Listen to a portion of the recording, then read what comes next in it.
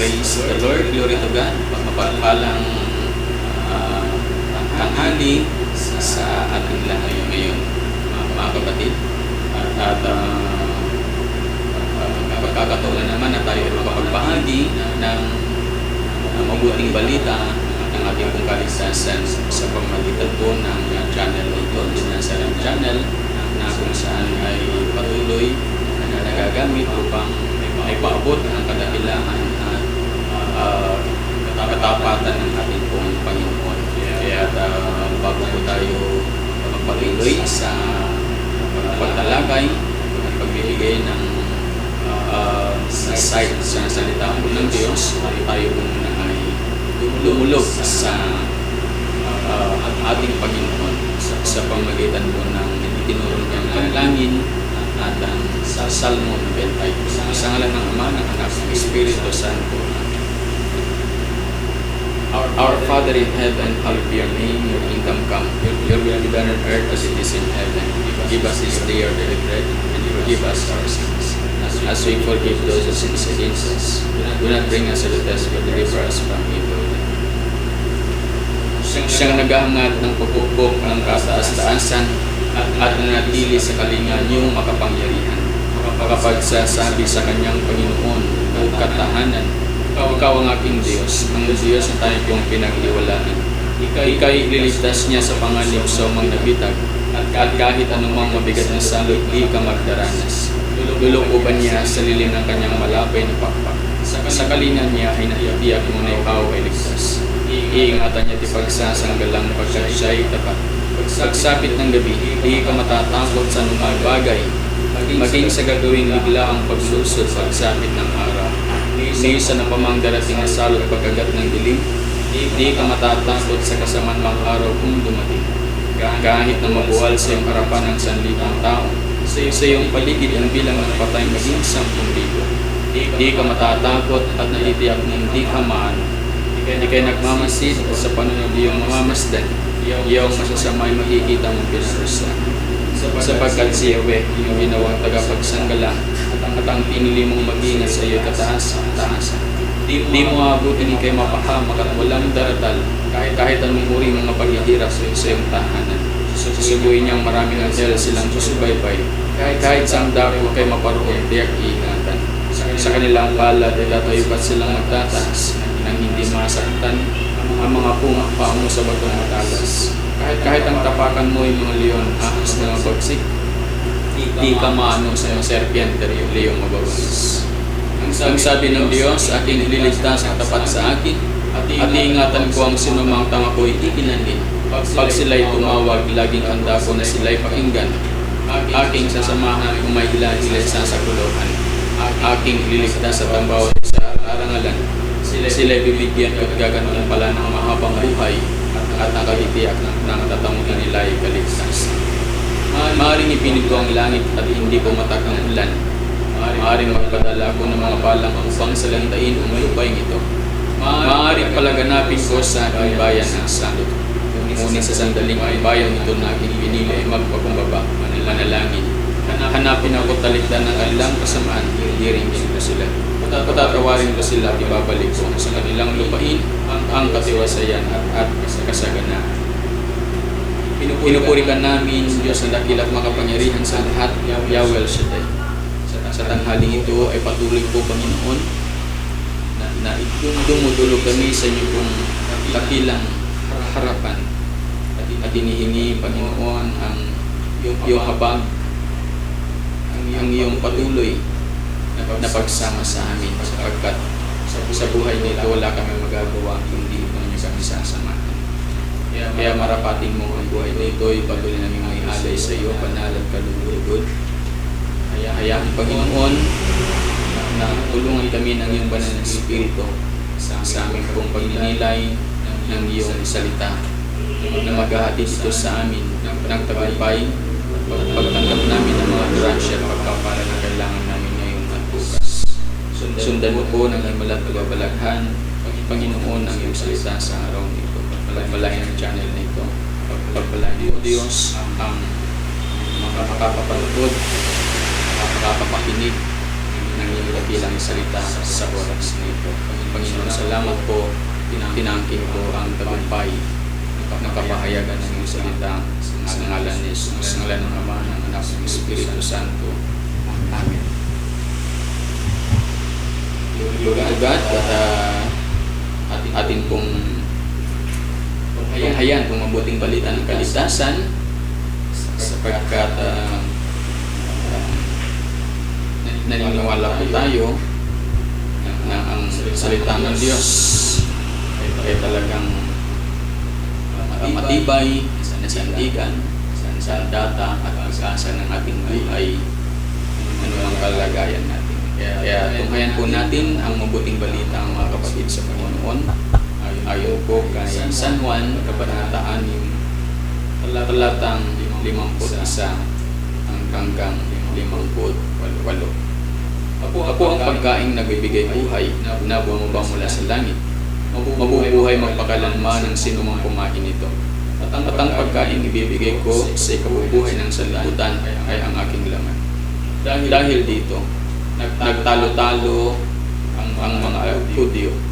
Paanong ibibigay sa atin ng taong ito ang kanyang laman upang kanin natin? Tanong nila. Kaya sinabi niya, tandaan ninyo, malipang kanin ninyo ang laman ng anak ng tao at inumin ang kanyang dugo, hindi kayo magkakaroon ng buhay. Ang kumakain ng aking laman at umiinom ng aking dugo ay may buhay na walang hanggan at muli siyang bubuhayin sa huling araw. Sapagkat ang aking laman ay tunay na pagkain at ang aking dugo tunay na inumin. Ang kumakain ng aking laman at umiinom ng aking dugo ay nananahan sa akin at ako sa kanya. Buhay ang amang nagsugo sa akin at ako'y nabubuhay dahil sa kanya. Gayon din naman ang sinumang kumain sa akin ay mabubuhay dahil sa akin. Ito ang pagkain bumaba mula sa langit. Ang kumakain nito ay mabubuhay magpakailanman. Hindi ito katulad ng kinain ng inyong mga magulang sa ilang namatay sila bagamat kumain niya. Mga kapatid, ito po ang mabuting balita ng ating pong kaligtasan.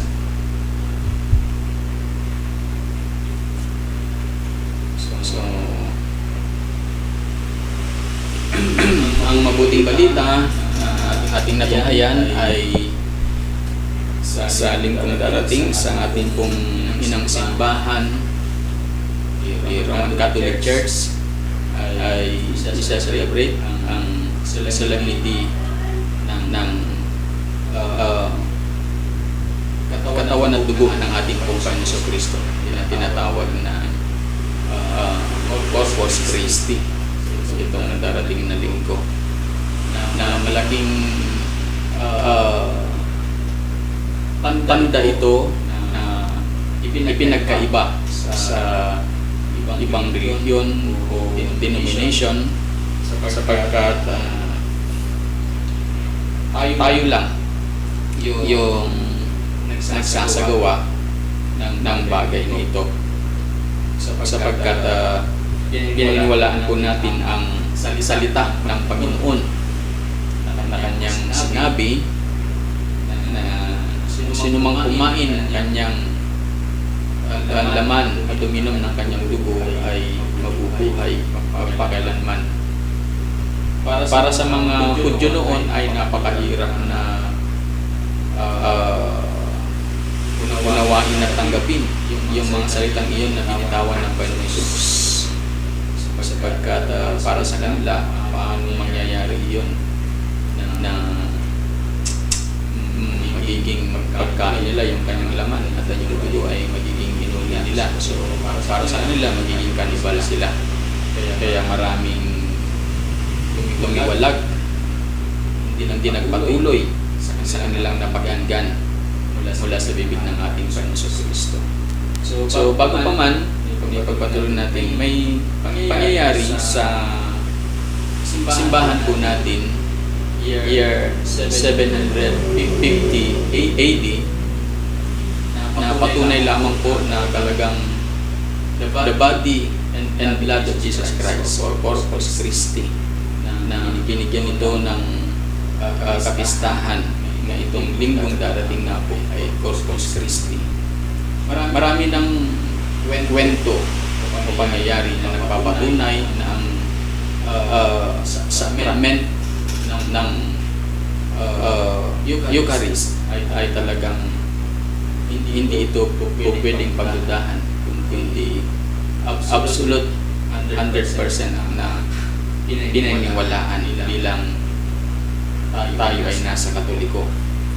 Sapagkat isang tunay na pangyayari, 750 AD ay may isang pari na monghe na sa araw-araw ng kanyang pagmimisa may dosa sa kanyang ginagawa. Ngunit isang araw, ito ay naganap doon sa record ng ating simbahan sa Laciano, Tadi, na kung saan ang paring ito ay isang araw ng kanyang pagmimisa ay paghawak niya sa tinapay ay nung i-consecrate nito, mga kapatid, naging tunay na laman. At yung alak naging tunay na dugo. Kaya nung maganap ito, ang paring ito ay labis na namangha at nagsisi sa kanyang pagdududa. Lumapit sa mga parishioner at ipinakita ang pangyayaring ito at maraming nagsisi ng tunay sa kanilang mga kasalanan. Marami ang nahihayat sa araw na yan na sumamba, lumuhod sa harapan ng Panginoon Jesus. Sapagkat ang laman na iyon, mga kapatid, ay talagang ayon sa pagsusuri, yung sinuri ito 1970, 71, ng mga dalubhasang scientist ay napag-alaman na yung laman na iyon ay galing sa puso. At ito sa kanilang pagsusuri din, yung alak na naging dugo ay sa kanilang pag-aaral, ang type ng dugo nito ay type AB. Kaya na-preserve pa rin ang dugo nito at ang laman nito sa cup chalice, na kung saan sa kasalukuyan ay nandun pa rin sa Italy na kung mabibigyan lang tayo ng pagkakataong mapuntahan at mapasyalan ito ay talaga namang makakadagdag ito ng katitibay ng ating pananampalataya. Kaya sa paniniwala ng ating simbahan ay ito ay galing sa puso ng Panginoon Jesus, ang laman na iyon. At tumutugma ito sa sword of Turin, o yung tinatawag na yung pinangbalot sa katawan ng Panginoon Jesus nang siya po ay mamatay, ilibing. Kaya napaka-yaman ng ating pananampalatayang Katoliko na nagpapatunay na ang tinapay na itinataas sa tuwing banal na misa ay ito'y hindi simbolo kundi tunay na si Jesus ito. At kung bakit din po ito ay tinapay ang nagagamit sa tuwing banal na misa ay nagiging available kasi ang tinapay sa lahat ng dako, saan mang lupalop ng mundo ito ay mayaman, mahirap, nakakakain ng tinapay. Kaya ito yung nabili ng Panginoon upang mahayag ang kanyang kadakilaan at katapatan. So makikita po natin may mga mahalagang paalala na tuwing ang banal na misa ay nagaganap at itataas ang tinapay at alak na nagiging dugo at laman ng ating Panginoon Kristo, mga kapatid, sa panahon na ito ay ipinapaalala ng Panginoon na huwag natin kalimutan. Una ay yung tinatawag na real presence ng Panginoon Kristo. Yan. Ang mga Israelita sa panahon ng lumang tipan, sila ay nasa disyerto at naglalakbay, ay mantakin mo 40 years sila ay nasa ilang maraming mapanganib na kalalagayan, kasi may mga ahas, may nakalagdan. Ang buhay mo doon talagang mahirap. Pero pinatunayan ng Panginoon na hindi sila iniwan. Nandun yung kanyang presensya. Paano? Sa patuloy niyang pagkakaloob ng mga itutugon sa anumang sitwasyon ng kanila pong buhay. Kaya kahit mapanganib ang buhay doon, kasama pa rin nila ang Panginoon. At sa panahon din natin ngayon, mga kapatid, ay aminado tayo na walang taong walang problema. May kanya-kanyang pinakaharap na problema. Problema sa pamilya, sa mga anak, sa pangangailangan, problema sa kalusugan. Walang hindi nakakaranas ng karamdaman. Problema sa trabaho, kapitbahay, mga kaibigan, mga umaaway sa atin, minsan may mga nasasaktan tayo.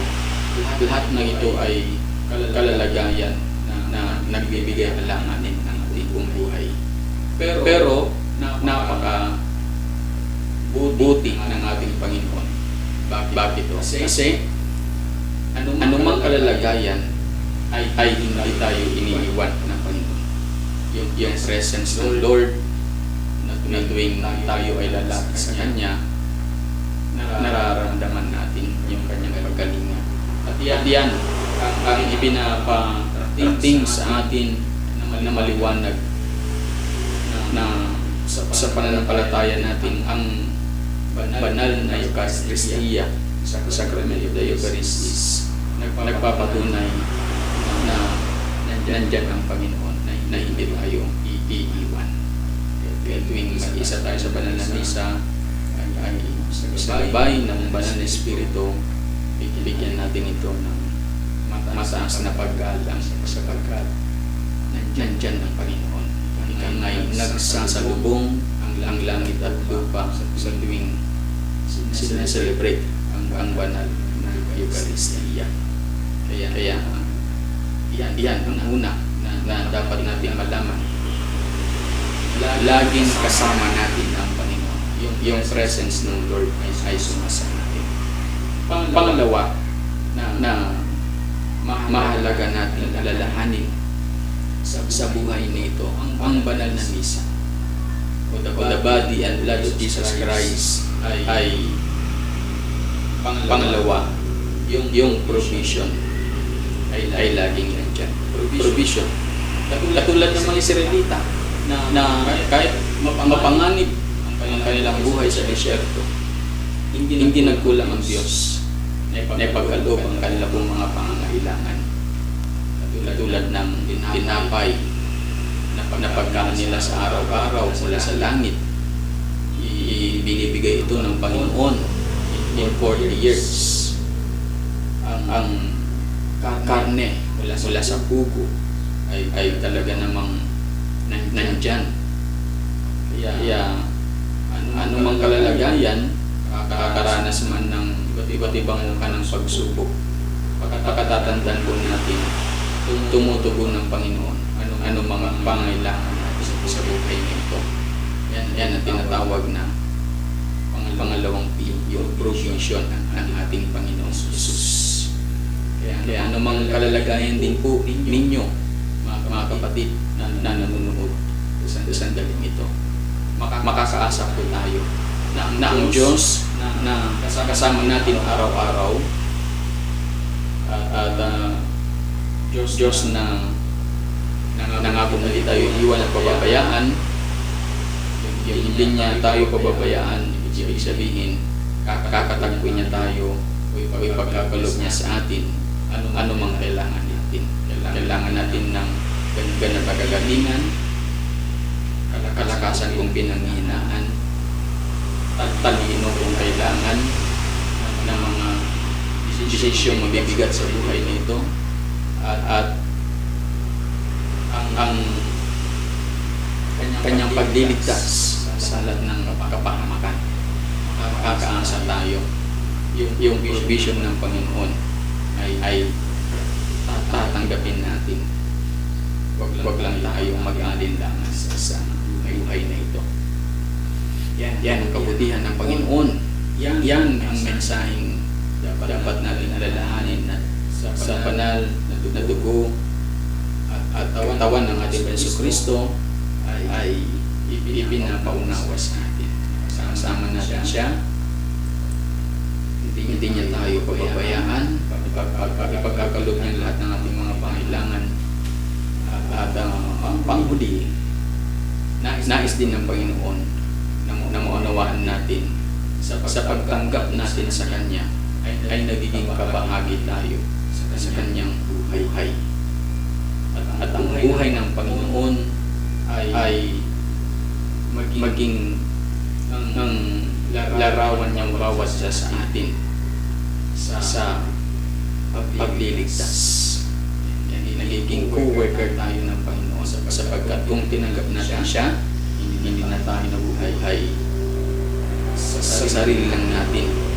Nabubuhay na tayo na kasama ang Panginoon ayon sa layunin ng Panginoon sa buhay nito na maging kasangkapan tayo ng kanyang pagliligtas sa lahat ng mahal natin sa buhay, kaibigan, kakilala, na hindi pa nakakaranas ng kabutihan ng Panginoon.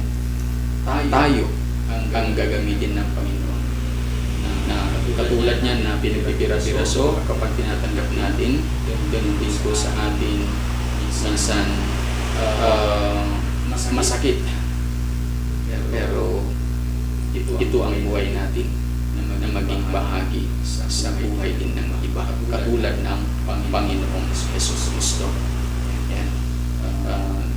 To participate sa kanya pong pagkatawag sa atin na maging kamahagi at pagliligtas sa mundo ito, dahil pansamantala lang din naman tayo nabubuhay sa mundo ito. Ang gusto ng Panginoon may maging pagpapalabo tayo sa ating pong kapwa, sa lahat sa ating mga mahal sa buhay. Kaya manatili tayo sa Panginoon at maging karapat dapat at paano, katulad ng ating pagtanggap sa banal dugo ng Jesucristo, tayo ay lubos na nagsisisi sa ating mga kasalanan, anuman ito, at yung observation natin na ganap na malinis ang ating isipan, ang buo nating pagkatao, upang ang paghahari niya ay ganap sa buhay natin. Dahil hindi makakapaghari ng Panginoon kung hindi tayo karapat dapat. At yun lang din naman ang hinihingi ng Panginoon, na tayo ay magsisi sa ating mga kasalanan, paligdan, at manampalataya at magtiwala sa Kanya habang buhay ay manatili tayo sa Kanya at maging pagpapala tayo sa ating kapwa. Salamat sa Diyos. Tatandaan po natin ang kakain sa Kanyang man, iniinom ng Kanyang dugo ay may buhay na walang hanggan. Yan ang pangako ng Panginoon, at huwag natin pagdudahan ang Corpus Christi o ang pananamisa na kung saan tunay sa kasama natin ng Panginoon. Tunay ang Kanyang pangakong hindi niya tayo pababayaan at tayo pagpapala sa ating kapwa. Salamat sa Diyos, mga kapatid. Ito ang mabuting balita na ating punayaan at dalangin natin na patuloy tayong samahan ng Panginoon sa buhay na ito at gawin niyang makabuluhan ang buhay natin sa araw-araw. Tayo manalangin sa ngalan ng Ama, ng Anak, ng Espiritu Santo. Amen. Dakilang Diyos na makapangyarihan sa lahat, sa pangalan ng iyong anak, aming Panginoon Kristo, ay patuloy na kami ay tulungan, gabayan sa paghahari ng banal ng Espiritu sa aming buhay upang kami, Panginoon, ay patuloy nga po na kagamit-gamit na hindi lang mabuhay para sa aming sarili, kundi magiging pagpapala po kami sa aming kapwa. Sa iyong ministry, saan man kami, Panginoon, dalhin ng buhay na ito, samahan kami at magbibigay kami ng kalakasan sa pinanghinaan, kagalingan sa mga may karantaman. At himala mo ipatuloy na mahayag sa aming buhay, sa aming kapwa. Salamat po, Panginoon, sa channel din ito, sa patuloy na paghikayat upang maging kapatid ay hayag ang mabuting balita ng aming mga kapatid, Garces and the Viva family, buo nilang sa bahayan, mga kamag-anak, kaibigan, kakilala, kapitbahay. At pataguan ang prayer partner, Panginoon, dito po sa BFCC2, pagpalain po ninyo. At lahat ng makapanood ng salita mo, Panginoon, mga kapatinig, naangkin ko ang biyaya mo'y umaloy, himala mo'y maranasan ng aming mga kapatid. Salamat po, Panginoon, itong aming dalangin sa gabay ng banal ng Espiritu. Amen. Kasama ng mga anak ng Espiritu Santo. Salamat sa Diyos at pagpalain tayo ni Yahweh Shaddai, palain ang channel na ito, The Nazarene Channel, at ang mga nagmamahal na patuloy ng mga kapatid na kadakilaan ng Panginoon. Ang mga kapatid namin, Estela, Garces, Mary Labiba, and their family, palain kayo ni Yahweh Shaddai, lahat ng mga aabot ng channel na ito. Sumayin niyo ang pagpapala ni Yahweh. Amen and amen. God bless.